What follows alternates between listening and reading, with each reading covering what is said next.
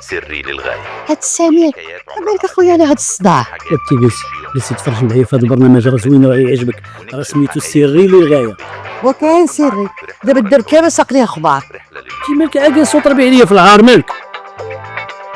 بغيت غنفهم انايا علاش مقصح راسك والحل كاين موجود. دابا طفيتيها صافي تهنيتي، وانا لالا غادي نمشي ندخل لبيتي نتصنت لعظامي بما يأذن المؤذن. وهاو جي سمعتيهم.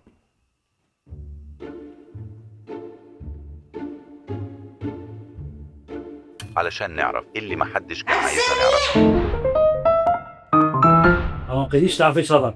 راك انت اللي ما بقيتيش كتسمع. 35 عام 35 عام ديال السيرفيس في الاداره، وتجي دابا انت شويه ما كنسمعش. عقلتي نهار اللي قالوا لك سير على بالموظف انت واحد ما غيب هاد السيمانه راه عندنا انتخابات ومشيتي درتي قلتي لهم انت واحد ما يجي راه حنا عندنا اضراب وخليتي الاداره خاويه تصفر. هاد المشكل خصك توقع ليه حل. انا بعدا راه عييت. هادشي غندير غنعيط ولدك هو اللي قام عليه. الو كريمون. الو الوالد. شوف اجي تهضر مع باك انا راه عييت صافي مابقاش عندي الجهد باش نهضر معاه. مشي نهضر مع ولدك. الو الو الوالد. الو الو. ايش دير على البوطه فوكال؟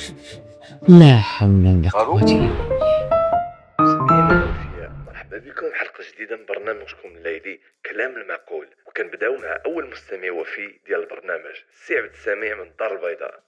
الو مرحبا بك، علاش متصل بينا في هذا الليل؟